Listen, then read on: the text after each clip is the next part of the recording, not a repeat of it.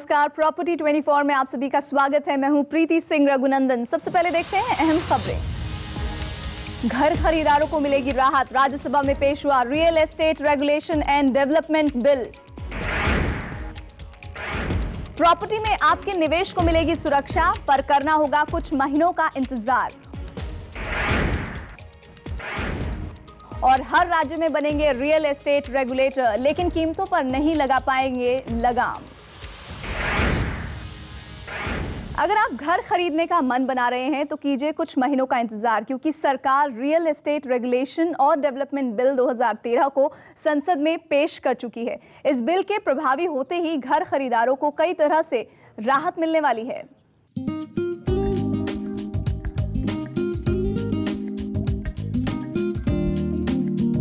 हर किसी को चाहिए एक सपनों का घर। लोग अपनी जिंदगी भर की कमाई घर का सपना पूरा करने में लगा देते हैं और पूरी जिंदगी पछताते रहते हैं, क्योंकि घर खरीदने के समय जो वादा उन्हें किया जाता है उसे पूरा नहीं किया जाता। लेकिन बहुत जल्द घर खरीदारों को डेवलपर्स के फरेब, झूठ और वादा खिलाफी से मुक्ति मिलने वाली है, क्योंकि संसद के मॉनसून सत्र में real estate regulation and development bill पेश कर दिया गया है। इस रेगुलेशन के प्रभाव में आने के बाद घर खरीदारों को राहत मिलना लगभग तय माना जा रहा है, क्योंकि रियल एस्टेट पर कानून बनते ही रियल एस्टेट डेवलपर्स की मनमानी बंद हो जाएगी। अब तक उनको सबसे ज़्यादा नुकसान होता था, लेकिन इसके साथ साथ रेगुलेट होने से, क्योंकि अब तक कोई रेगुलेटरी बिल तो है लेकिन उसके लिए कंज्यूमर को कोई डायरेक्ट फ़ायदा अब तक नहीं था, तो इससे कंज्यूमर को फ़ायदा होगा, क्योंकि ये खरीद और फरोख्त जो होती है, जो ट्रांजैक्शन होता है, उसी को लेकर के बिल है। आप कारपेट एरिया के हिसाब से घर खरीद पाएंगे। जितना वर्ग फुट के लिए आप पैसे देंगे उतना वर्ग फुट आपको रहने लायक जगह मिलेगी। अब तक developer super built up area यानी सेलेबल एरिया के हिसाब से घर बेच रहे हैं। सेलेबल एरिया के नाम पर कंज्यूमर को ठगा जाता है। सेलेबल एरिया की तरह बिल्डर्स दीवार, दरवाजा, सीढ़ी, रूम जैसे जगहों का पैसा भी कंज्यूमर से लेते हैं। आप पैसे देते हैं 1000 वर्ग फुट का और आपको रहने लायक जगह मिलती है 850 वर्ग फुट। इसके साथ ही घर खरीदारों को रियल एस्टेट रेगुलेशन पास होने के बाद दूसरा फायदा ये होगा कि डेवलपर्स फोटो एनिमेशन और विज्ञापनों के जरिए घर खरीदारों को नहीं लूट पाएंगे। प्रोजेक्ट लॉन्च करने से पहले डेवलपर्स को सभी अथॉरिटीज से मंजूरी लेनी होगी।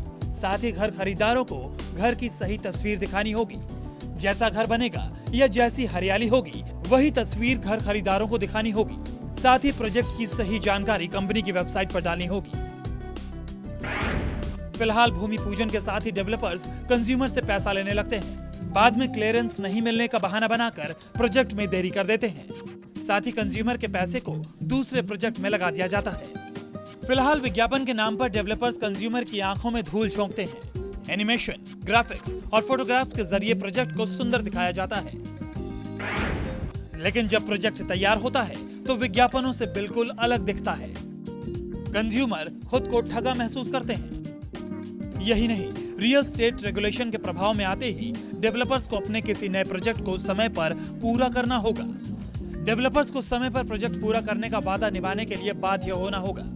बिल्डर्स को फ्लैट्स का पोजीशन समय पर ग्राहकों को देना पड़ेगा। समय पर प्रोजेक्ट पूरा नहीं होने पर ब्याज सहित ग्राहकों को पैसे लौटाने पड़ेंगे। फिलहाल प्रोजेक्ट में देरी की कोई समय सीमा नहीं है। देश के कई बड़े डेवलपर्स के प्रोजेक्ट में 5 साल तक की देरी देखी जा रही है। फिलहाल शायद ही कोई डेवलपर समय पर प्रोजेक्ट पूरा कर पाते हैं। रियल एस्टेट रेगुलेशन और डेवलपमेंट बिल में इस तरह के कई और क्लॉजेस हैं जो कि कंज्यूमर्स के हितों का ख्याल रखती हैं। अब तो आप समझ ही गए होंगे कि सपनों का घर खरीदने के लिए कुछ महीने और इंतजार करना क्यों आपके हित में है। कहते हैं कि इंतजार का फल मीठा होता है। अगर आप भी घर खरीदने का सोच रहे हैं तो कुछ महीनों का इंतजार कीजिए, क्योंकि रियल एस्टेट रेगुलेशन के प्रभावी होते ही कंज्यूमर को कई तरीकों से फायदा मिलने वाला है। मनीष कुमार के साथ राजीव रंजन, न्यूज़ 24, दिल्ली।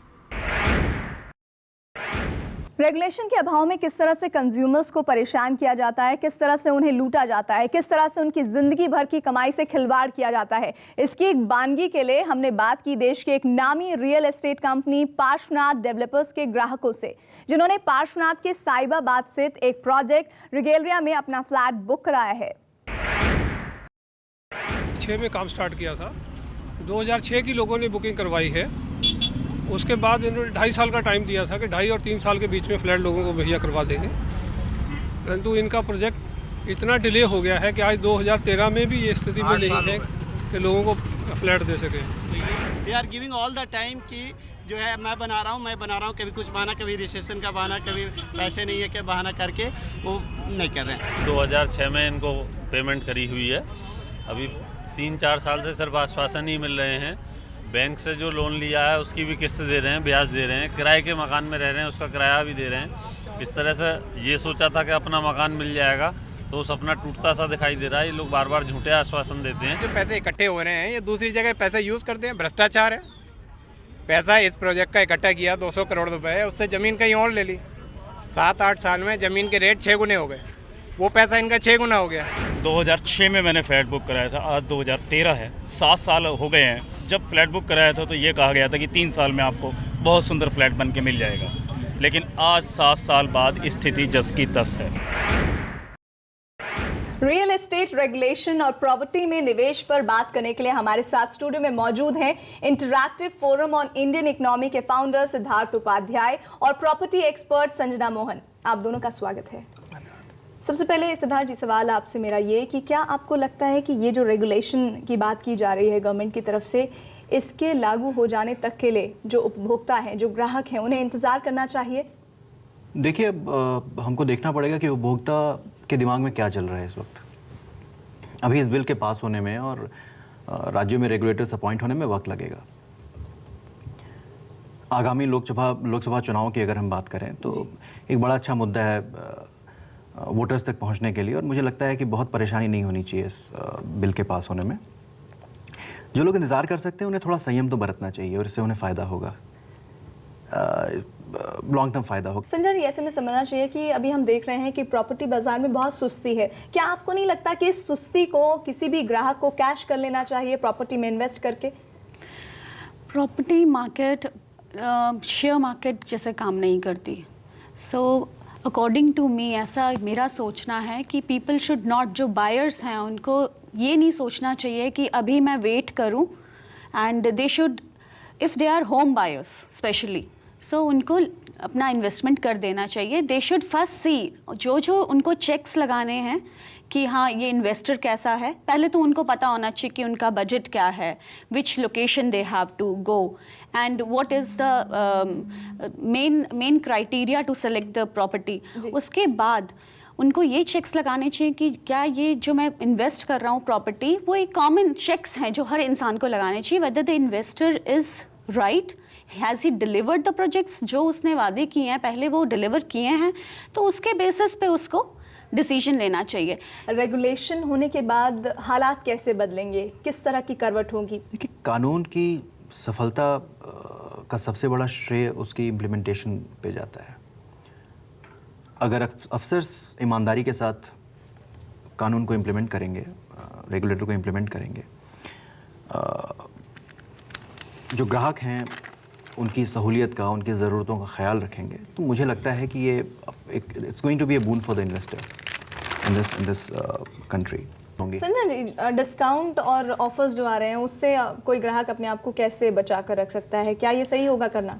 फर्स्ट, पहले तो डिस्काउंट और ऑफर्स दे रहे हैं, जैसे कि अगर पारसनाथ देख लो तो वो डिस्काउंट ऑफर रह नहीं जाता, तो वो किस तरह से उसी प्रॉपर्टी के रेट को घुमा के और आपके सामने प्रस्तुत कर रहे हैं। That is first, the customer should understand कि उसको कहाँ पे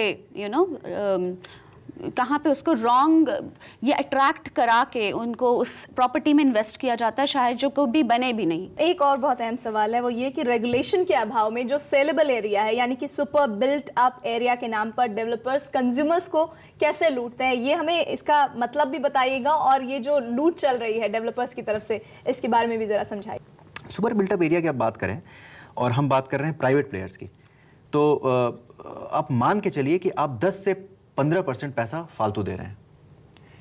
जो एरियाज़ आपको वैसे भी मिलने चाहिए, जैसे कुछ कॉमन एरियाज़ होते हैं, लिफ्ट का एरिया होता है, सीढ़ी का एरिया होता है, और भी आपके मकान जो पूरी विड्थ होती है आपके वॉल की, इन सब चीज़ों को डेवलपर अक्सर इंक्लूड कर लेता है उस पैसे में।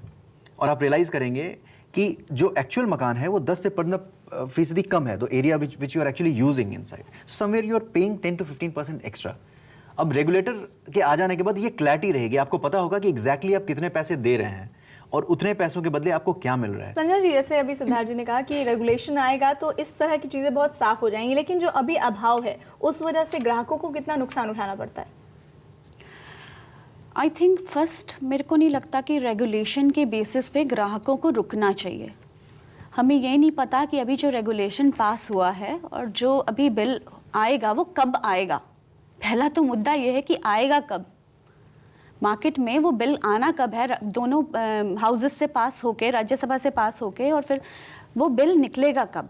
अगर हम 4 महीने का वक्त लग जाएगा। ऐसा कुछ नहीं है, ऐसा कुछ नहीं है। वो क्या कहा जाता है कि 4 महीने, अब हम एग्री करके उसको चल रहे हैं। मैं नहीं मानती आज तक कौन सा ऐसा बिल है जो 4 महीने में पास हुआ है। मुझे नहीं लगता, हो सकता है साल लग जाए, 1.5 साल लग जाए, यू नेवर नो। बट आप उसको उस बेसिस पे इन्वेस्टर को बोलिए कि नहीं आप रुक के रखिए, आप बिल जब पास होगा तब आप इन्वेस्ट कीजिए, इट्स अ फुलिशनेस। देखिए एक बात तो क्लियर है, जब भी आएगा, चलिए 4 महीने की जगह हम 6 महीने मान लेते हैं, लेकिन ये फूड सिक्योरिटी बिल तो है नहीं कि इसको लेकर विरोध होगा, ये आम सहमति से पास भी हो जाएगा। बिल्कुल। तब हम ये कह रहे हैं कि अभी उसके अभाव में कितना नुकसान कंज्यूमर आज की तारीख में उठा रहा है। कंज्यूमर पहले तो बहुत ही समझदार है, वो क्या नुकसान, उसके अभाव में क्या नुकसान अभी उठा रहा है। First of all I will say कि ये जो फ़ायदा है इसके अभाव का, ये सिर्फ डेवलपर्स को है। बिकॉज डेवलपर क्या है कि बहुत चीज़ें हिडन कर देते हैं। जो उनका बिल्डर बायर एग्रीमेंट है उसमें इतने क्लॉजेस होते हैं जो सारे उनके लिए पॉजिटिव होते हैं, एक ग्राहक के लिए नहीं। अमूमन हम देखते हैं कि हर चीज़ का तोड़ डेवलपर्स के पास है, तो उम्मीद है कि इसका भी कोई ना कोई तोड़ ज़रूर निकालेंगे डेवलपर्स। देखिए कितना भी तोड़ निकालें, कुछ तो फायदा कंज्यूमर्स को हो ही जाएगा। सना जी, लास्ट लाइन आपकी। मैं यही बोलूँगी कि जो ये फोरम्स हैं ये एक दायरा ही सेट कर सकते हैं डेवलपर्स के लिए। एक दायरा सेट किया गया है कि ठीक है आप इस तरह से चलिए, इस तरह से नहीं चलिए, बट आप किसी को फोर्स नहीं कर सकते। अगर हाँ, लेकिन हाँ ये बहुत अच्छा एक होगा उन डेवलपर्स के लिए जो एक्चुअल सेंस में डेवलप कर रहे हैं, बना रहे हैं, तो ये डेवलपर्स छट जाएंगे। You can stay in the right developers among the group of, आज के डेट में सारे डेवलपर्स एक ही प्लेट में सर्व हैं। बट हाँ, इस रेगुलेटरी से at least you will come to know कि यही डेवलपर्स हैं जो एक्चुअल में आपको राइट ऑथराइज्ड हम कह सकते हैं। बिल्कुल जो बिल्कुल ऑथराइज्ड डेवलपर्स क्योंकि वो अपने मौजूद को अच्छी तरह से दिखा पाएंगे ग्राहकों को। आप दोनों का बहुत बहुत शुक्रिया। रियल एस्टेट रेगुलेटर्स कैसे करेंगे काम, दिखाएंगे आपको ये सब एक छोटे से ब्रेक के बाद।